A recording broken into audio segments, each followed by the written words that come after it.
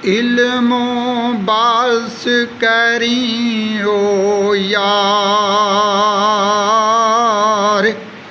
जान दी उमर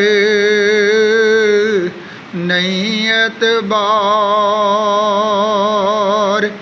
इल्मों बास करी ओ यार, पढ़ पढ़ इल्म लगावें ढेर। कुरआन किताबां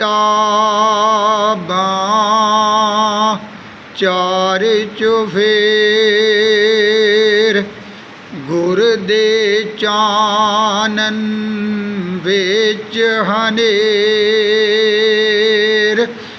बाजों रहबर खबर न सारे,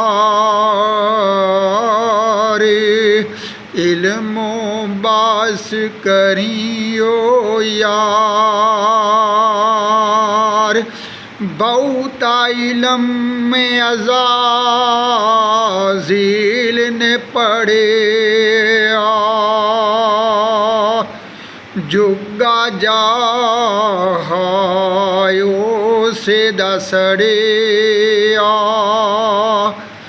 गल विच तौक लानत दा पड़िया,